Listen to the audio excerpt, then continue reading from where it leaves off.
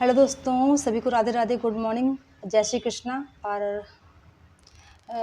एक दो दिन से मैं वीडियो बनाने के बारे में सोच रही हूँ, पर समय का अभाव है, इसलिए मैं वीडियो नहीं बना पा रही हूँ। हालांकि एक शॉर्ट वीडियो 2 दिन पहले मैंने डाला था।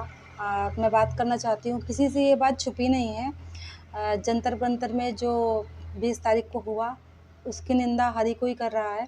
बहुत ही कम लोग ऐसे होंगे जो उसके बारे में कुछ नहीं बोल रहे हैं, और अगर आज आप चुप हैं तो फिर आप कभी नहीं बोल पाएंगे, क्योंकि बात गलत हो तो उसका साथ देना गलत है, लेकिन अगर सही है तो उसको साथ देना चाहिए, चाहे वो आपसे संबंधित हो या ना हो। और फिर ये किसी एक का मुद्दा नहीं है, ये जिस मुद्दे पे लड़ाई लड़ी जा रही थी ये सबका मुद्दा है। भले ही आप किसी आयु वर्ग के हो, आपका नहीं है तो आपके बच्चों से संबंधित है कि आपके बच्चे पढ़ाई नहीं कर रहे हैं, या अभी आपके बच्चे नहीं हैं तो आगे नहीं पढ़ेंगे, आप सेटल हो तो गाइज़, जितना भी मैंने देखा 3-4 जब से सीजेबी प्रोटेस्ट शुरू हुआ है, 1 महीने से ऊपर हो गया, तब से मैं देख रही थी चीज़ों को, समझ रही थी। पहले ये आंदोलन जो था ऑनलाइन स्टार्ट हुआ था।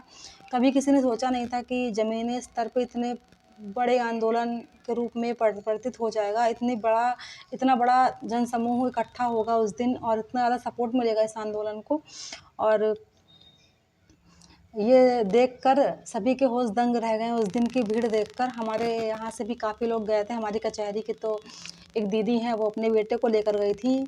जेन ज़ी आंदोलन था ये मुख्य रूप से, तो बेटे को लेकर गई थी। उनके बेटे के हाथ में डंडा पड़ा हुआ है, बहुत तेज़ उसका हाथ पूरा में स्वेलिंग आ गई, मैंने देखी है। तो और बाकी हालांकि नेशनल मीडिया इसको कवर नहीं कर रहा था किसी भी तरीके से, और लेकिन जो लोकल न्यूज़ चैनल थे, हमारे यहाँ के क्षेत्रीय न्यूज़ चैनल थे, उनकी पत्रकारिता को भी सलाम है कि इतने बेहतर तरीके से रात दिन उन्होंने अपनी परवाह नहीं की, अपने स्वास्थ्य की, अपनी जान की, और इस मूवमेंट के हर एक पल को हमको दिखाया। और यही कारण है कि इतनी बड़ी संख्या में लोग वहाँ पहुँचे। इतनी तो किसी को उम्मीद नहीं थी। लेकिन गाइज़, मुझे एक बात नहीं समझ में आ रही है कि इतना सब कुछ होने के बाद देश दुनिया कोने-कोने से, यहाँ तक कि विदेशों में भी इस आंदोलन की चर्चा है। और तो सरकार अभी भी मौन क्यों है? हमारे प्राइम मिनिस्टर साहब अभी भी चुप क्यों हैं?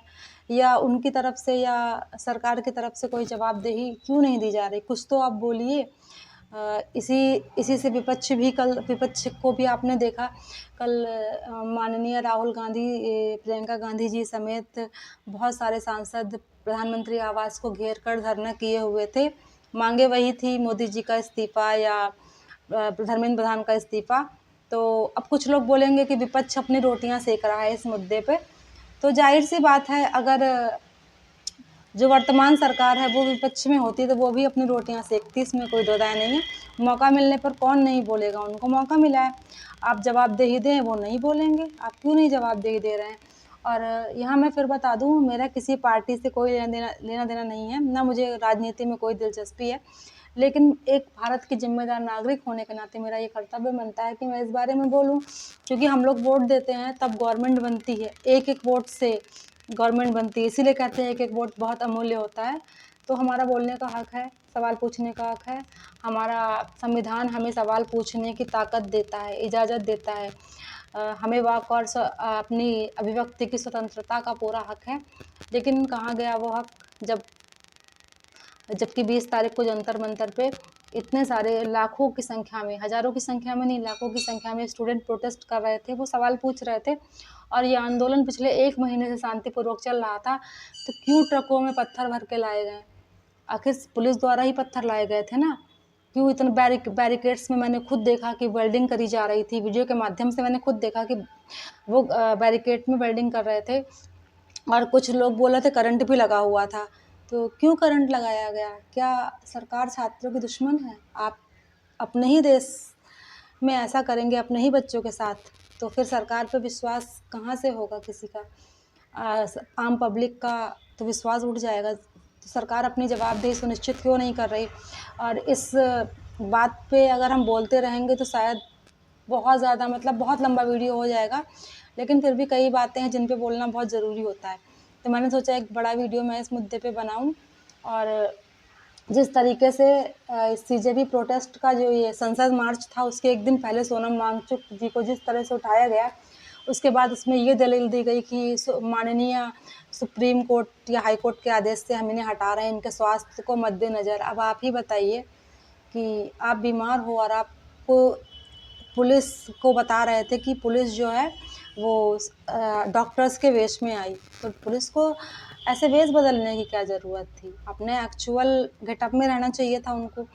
दूसरी बात है, अगर कंसर्न दिखा रहे हैं तो किसी व्यक्ति को हम इस तरह अमानवीय ढंग से मतलब चादर में लपेट के और चादरों से कवर करके और घसीटते-वसीटते ले जाएँगे, ये आपका कंसर्न है? ये तो एकदम अमानवीय व्यवहार है। वो भी कोई आम नागरिक नहीं थे, साइंटिस्ट हैं, पर्यावरणविद हैं इतने बड़े, कई जगह से कई उनको पुरस्कृत किया गया है। तो ऐसे व्यक्ति के साथ आप ऐसा करेंगे? सम्मान हर किसी का होता है। उन्हें सम्मान अगर ऐसी आपको स्वास्थ्य की चिंता थी तो आप सीजेपी के जो प्रवक्ता हैं उनसे बात करते, वहाँ खड़ी पब्लिक से बात करते, खुद उनसे पूछते कि वो जाना चाहते हैं या नहीं। वो तो मना कर रहे थे, उनको आप घसीटते-वसीटते ले गए और अस्पताल में एडमिट कर दिए। उसके बाद भी ऐसा लग रहा था वो हिरासत में हैं और उनकी वाइफ़ खुद बता रही थी कि उनको मोबाइल नहीं ले जाने दे रहे हैं। उनकी वाइफ़ हैं, उनको पूरा हक है जानने का कि उनके पति किस स्थिति में है, कहाँ एडमिट हैं। और यही वो मुद्दा था जहाँ पे पब्लिक और ज़्यादा भड़क गई। एक तो पब्लिक सरकार से वैसे ही नाराज़ थी, पेपर पे पेपर लीक होते जा रहे हैं, एक के बाद एक। नीट पेपर का हाल आप लोगों ने देखा, लेखपाल पेपर जो अभी पहले हुआ था उसमें भी गड़बड़ियों को लेकर काफ़ी आशंका व्यक्त करी गई। जो एसआई का पेपर हुआ उसमें भी लोग कह रहे थे पेपर लीक हुआ। इसके पहले आरओ 2023 की जो वैकेंसी आई थी उसका पर्चा भी बुरी तरह लीक हो गया था और सरकार मानने को तैयार नहीं थी। उसके बाद कई दिन प्रोटेस्ट चला सिर्फ पेपर को निरस्त करने के लिए। प्रयागराज में लोगों ने बहुत छात्रों ने और कोचिंग संस्थानों ने जब कई दिनों तक प्रोटेस्ट किया उसके बाद जाकर प्रयागराज का जो हमारा सेवा शिक्षा चयन है यूपीपीसीएस का जो ऑफिस है उन लोगों को याद आई कि हाँ पेपर लीक हुआ है, तो उन लोगों ने पेपर को रद्द किया। उसके बाद उस पेपर को पुनः होने में करीब 1.5 साल, जी हाँ, फरवरी आए अगर मैं गलत नहीं हूँ तो 11 फरवरी 2024 को वो पेपर हुआ था। उसके बाद उसकी पुनः परीक्षा 2025 में अगस्त माह में शायद हुई थी। 1.5 साल से का लगभग टाइम लग गया पुनः परीक्षा करवाने में। अगर यही परीक्षा पारदर्शिता पूर्वक होती तो टाइम पे सिलेक्शन हो जाते हैं। जिन बच्चों का होना है वो अपना जॉब कर रहे होते और इतनी दिक्कत ना होती। दोबारा फिर पेपर कराइए और इंतज़ाम करिए। तो क्यों हो रहे हैं पेपर लीक? कौन इसका ज़िम्मेदार है? छोटे-मोटे स्तर पे जो लोग होते हैं 1-2 आदमियों को पकड़ लेते हैं और बड़ी-बड़ी जो मछलियाँ होती हैं वो निकल जाती हैं। कभी आपने सुना है कि फलाने केस में पेपर लीक में इनको सज़ा हुई या जो भी हुआ? तो छात्रों के साथ ऐसा नहीं होना चाहिए। हम आपको वोट देते हैं, हमने आपको चुना है, हम लोगों ने आपको चुन के संसद में भेजा है। जैसे कि एक घर होता है तो घर में माता-पिता या दादा-दादी जो भी संरक्षक होते हैं, तो घर का जो भी उनका घर का शासन प्रशासन होता है उनके हाथ में होता है। घर में कुछ भी होता है अच्छा बुरा तो उसके ज़िम्मेदार उनको समझा जाता है। वैसे ही एक लोकतंत्र के रूप में जब हम सरकार को चुनते हैं तो फिर सरकार एज़ हमारी गार्जियन है। तो अगर कुछ भी होगा आपके अंडर तो उसका ज़िम्मेदारी तो आपको लेनी ही पड़ेगी। हम सवाल आपसे ही पूछेंगे और आपको जवाब देना पड़ेगा। दूसरी सबसे बड़ी बात जो मुझे बहुत ज़्यादा अंदर तक कचोट गई कि इतनी बड़ी संख्या में लोग वहाँ पहुँचे थे, शांतिपूर्वक प्रदर्शन कर रहे थे और उसमें हर आयु वर्ग के लोग थे और शायद 80% जनसंख्या जेनज़ीज़ की थी, यानी कि 16 साल, 15 साल से लेकर 22-25 साल तक के युवक, बूढ़े लोग भी गए थे, दादा-दादी, माता-पिता, लेकिन युवा वर्ग बहुत ज़्यादा था। तो आपको लाठीचार्ज करने की क्या ज़रूरत थी? हमने तो यहाँ तक देखा कि लकड़ियों में कीले लगा-लगा कर मारे गए, काँटे लगा-लगा कर लोगों के पैर फट गए हैं और बहुत हमें लगता है शायद कुछ उपद्रवी तत्व भी रहे होंगे उनमें। मैं ये नहीं कहती कि ये भी नहीं कहती कि संसद तक जाना बुरा था या आम पब्लिक को संसद के अंदर घुसने देना चाहिए, ये बहुत ही गलत है। लॉ एंड ऑर्डर मेंटेन होना चाहिए। लेकिन फिर भी इस तरह का बर्बरतापूर्वक लाठीचार्ज, किसी का सर फट गया, किसी का और भी कोई तरीके से रोका जा सकता था या फिर मार्च करने की ज़रूरत ही क्या थी?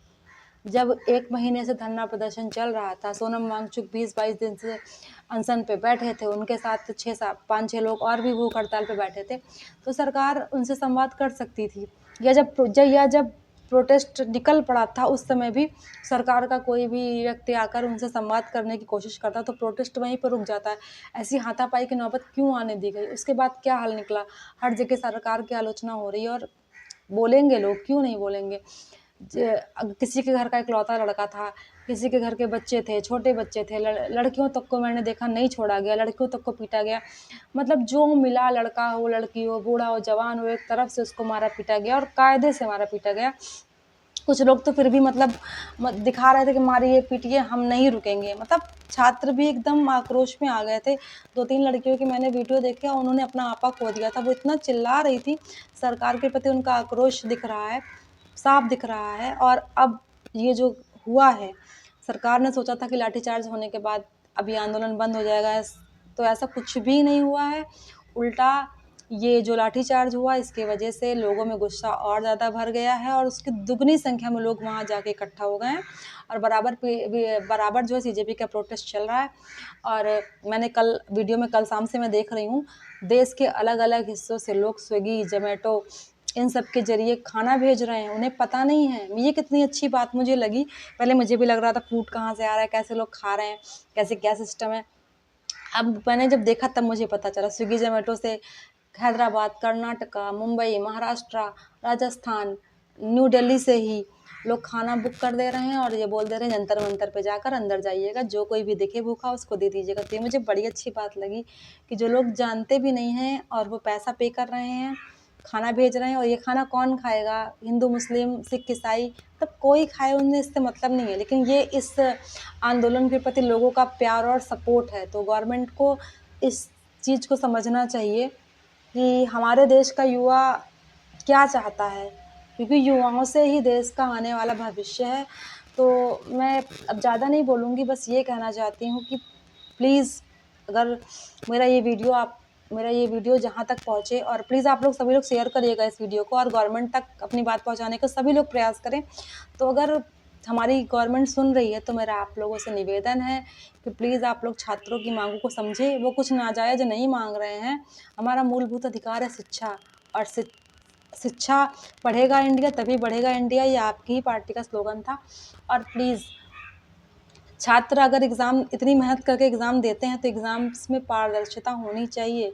जो बच्चा जिस जॉब के लिए जो बच्चा जिस जॉब के लिए है, उसने तैयारी की है तो उसको फल मिलना चाहिए। ऐसा नहीं है किसी अयोग्य को किसी पद पे बैठ जाए, तो ये भी सही नहीं है। अगर बच्चे ने मेहनत करी है तो उसको उसका फल मिलना चाहिए। और सरकार आगे आए, मैं तो बस ये चाहती हूँ सरकार आगे आए, अपनी जवाबदेही सुनिश्चित करे। अगर धर्मेंद्र प्रधान जी इस योग्य नहीं है तो उनको हटाया जाए, उनका इस्तीफा बिल्कुल होना चाहिए। किसी और नए चेहरे को मौका दे जो कि छात्रों की समस्याओं को समझ सके। इस पेपर लीक, जो ये बार-बार पेपर पे पेपर लीक हो रहे हैं, ये बंद हों, क्योंकि बहुत बुरी चीज़ है। पेपर लीक, हम लोग बड़े अरमानों से तैयारी करते हैं, हमारे बच्चे तैयारी करते हैं, और जब पेपर लीक हो जाता है तो छात्र अंदर से टूट जाता है, फिर उसको तैयारी करने का मन नहीं करता। तो गाइज़, इस समय जो हो रहा है बहुत दुखद है। छात्रों की कंडीशन देखकर मुझे बहुत अंदर से आत्मग्लानि हुई, रोना आ रहा है, मैं क्या बताऊँ। और मैं आप सभी लोगों से कहना चाहती हूँ कि सभी लोग इस मुद्दे पे ज़रूर बोलें, क्योंकि आज नहीं बोलेंगे तो कभी नहीं बोलेंगे। और मेरा ये वीडियो अच्छा लगा हो तो प्लीज़ वीडियो को लाइक करिएगा और शेयर करिएगा। बस इसी के साथ जय हिंद, जय भारत।